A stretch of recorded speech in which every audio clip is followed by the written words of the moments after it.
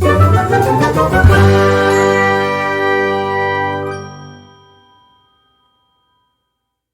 friends, welcome back to my channel.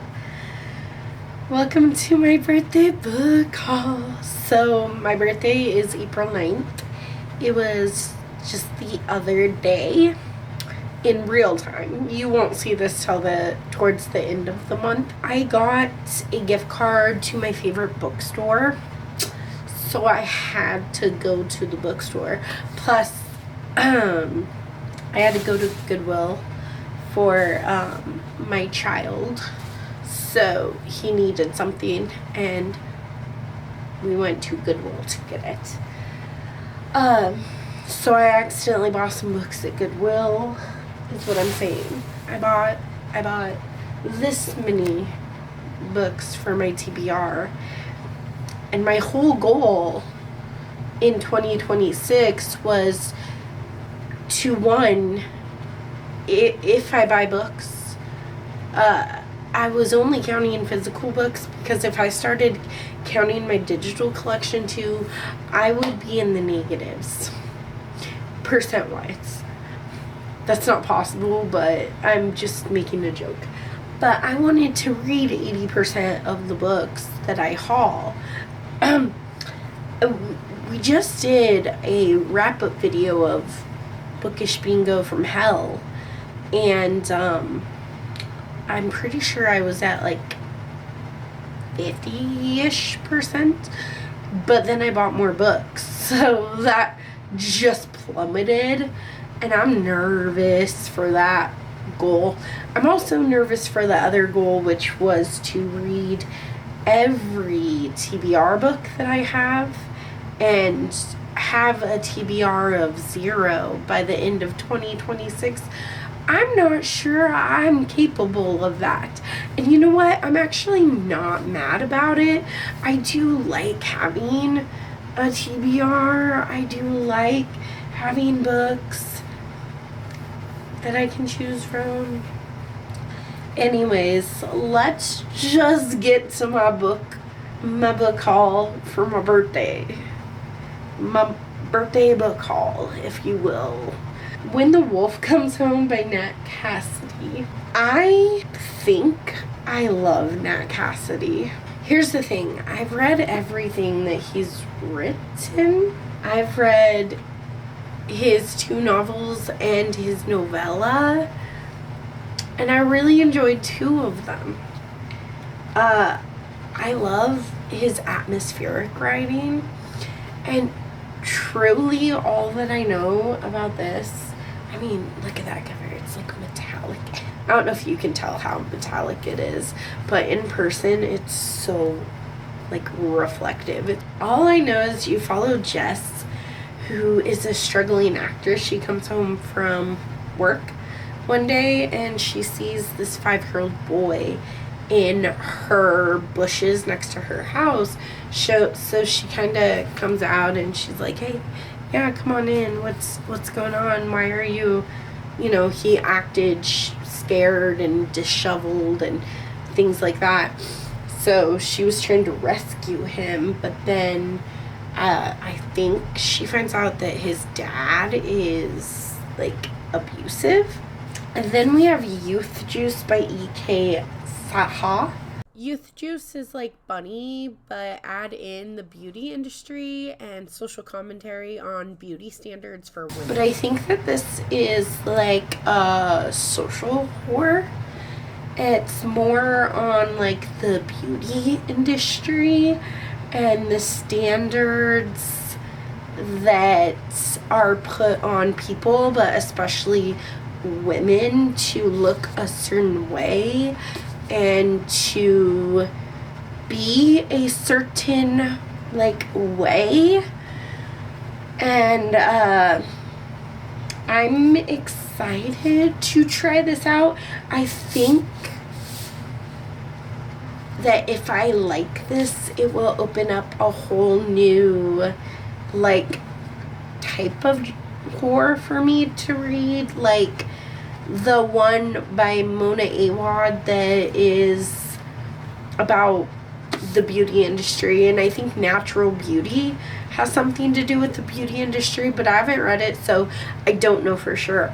But I know that there's a whole, like, it has a cult following of, like, the beauty industry type of horror, and it's more of like a quiet horror, I believe. So I'm very excited for this book. So one of my goals on my bookish bingo from hell was to read 10 apocalypse books in 2026. It is currently April 12th, and do you know how many apocalypse books I've read? You're right, 0. I'm failing tremendously at that goal.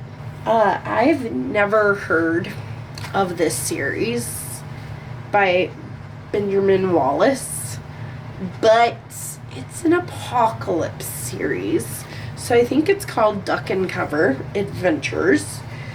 There's post-apocalyptic nomad warriors, Knights of the Apocalypse, Pursuit of the Apocalypse, Revenge of the Apocalypse, Crossroads of the Apocalypse, and Champion of the Apocalypse, all by Benjamin Wallace. It's a series, I believe, and I found the entire series at Goodwill for very cheap. I am excited. I think that all of these are signed. All of these are signed, which is awesome. I am excited to try an apocalypse story. Then we have Winter Study by Nevada Barr. This, I also own Lone Wolf by Jodi Picoult, and they're both about this one follows a park ranger named Anna. The other one follows the only survivor of a wolf attack when he was in his youth. His entire family was slaughtered by a wolf, I believe, and now he studies wolves for his job. And this, in Winter Study, Anna, the park ranger, goes to study wolves for the winter, and I kind of want to read both of them in a upcoming reading vlog and kind of compare and contrast and see which one did it better, because I feel like they're going to be kind of similar, but I think the Jodi Picoult book is going to be more tough to read, like, because he's a survivor type of thing, and I'm sure that he has some kind of traumatic thing from surviving that as a child. Then I have My Roomie is a Vampire by Jenna Levine. Honestly, I had heard so much about this when it first came out several years ago. I think it was like 21. Let's see. Oh, okay, 23. I was off. But it is about these two roommates. One is a vampire, and she's just a human girl who says you can't teach an old vampire new tricks. I'm not really a vampire girly, but every once in a while there's that one vampire book that just, sounds really intriguing. I found this at Goodwill, and I was like, you know what? I've heard really good things about this. So it says true love is at stake in this charming debut romantic comedy. Then we have Trust Me by Hank Philippi Ryan. There are 3 sides to every story: yours, mine, and the truth, right? An accused killer insists she's innocent of a heinous murder. A grieving journalist surfaces from the wreckage of her shattered life. Their unlikely alliance leads to a dangerous cat and mouse game. Then we have 13 Stories by Jonathan Sims. I've heard of this one. It's a horror novel, but it follows 13 different perspectives, and I think each chapter is someone else's perspective. It says going up is the only way to get out, but this eccentric like billionaire hosts this dinner party where no one knows each other. The eccentric billionaire doesn't even know them. And I'm not sure how they got chosen for this dinner, but by the end of the dinner, this eccentric billionaire, the host, he is dead. And you're trying to figure out what happened. And this book finally tells you what happened. I am nervous because I don't read a lot of short stories, but we're going to try it. Then, finally, one that I've read, The Perfect Marriage by Geneva Rose. I read this last year, the year before. I think it was last year. But basically, Sarah is a defense attorney. And in the middle of the night, she gets a phone call from her husband, Adam. And he's like, I didn't kill her. You have to represent me. And she's like, all right, who didn't you kill? Well, my mistress, the one I've been cheating on you with. And then you think you know what happened. And it was twisted, but I did see the twist coming. I have read quite a few thrillers, though. Before I read horror novels and romance, I predominantly read thrillers. So I wasn't super shocked by the twists, but I thought this was a fun time. Then there's Such Sharp Teeth by Rachel Harrison. It says a werewolf novel, and that's all that I need to know. I have read one other book by Rachel Harrison, and at the time, I thought it was very slow and kind of boring. So I was like, I'm probably not going to read another Rachel Harrison book. But here's the thing. She is very, very trendy. Her books are well known in the horror community. And I've since learned that Rachel Harrison's horror novels are more of like the quiet, kind of atmospheric and dark horror. And I like the more quiet, atmospheric horror novels. And I think that I've heard that her books are more cozy horror. I think that cozy horror could work for me, but I haven't read enough of it for me to make that executive decision. Just in my brain, I'm like, oh, that could work.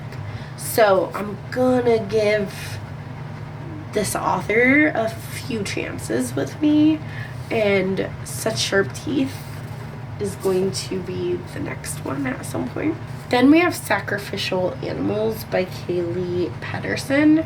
Dark and bone-chillingly bloody, a wild frenzy of beauty, vengeance, tense, lush, and laced with beautifully engineered dread.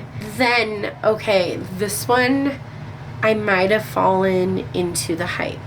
I do not think I'm going to like Magnolia Parks. I am not like, I don't like following rich people problems.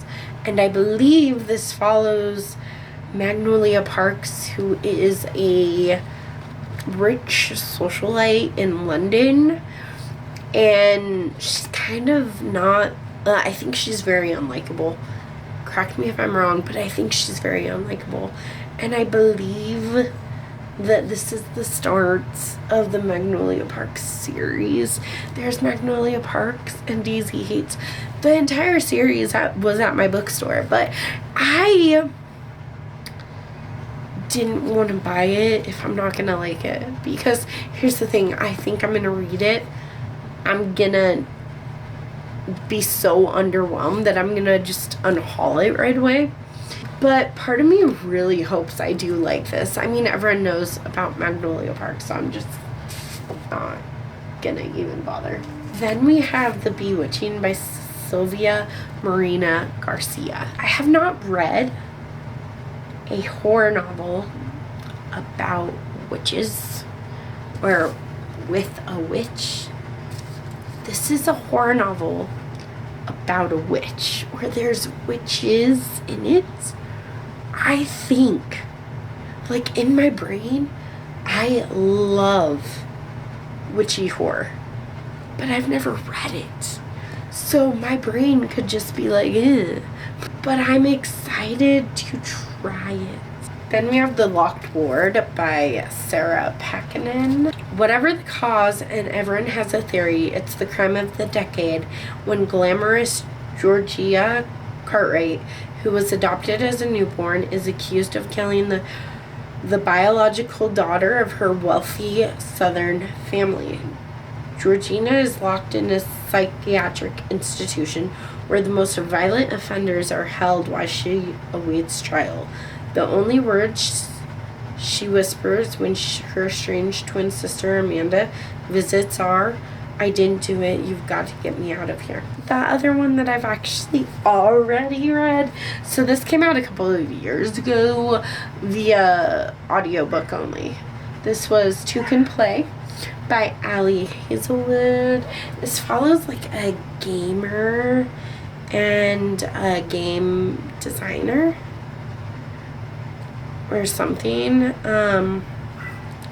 and it's very much a love story. I really like Ali Hazelwood's like STEM-ish. This is very much a STEM romance, and I like Ali Hazelwood's STEM romances. Is that it, or is this? Oh, yeah, that is my entire birthday book haul. Did I go overboard? You tell me in the comments below. I don't think so. I probably did. It's okay. I hope you enjoyed this video. Don't forget to smash that like button, subscribe to my channel if you're new around here, and I'll see you in the next video. Bye.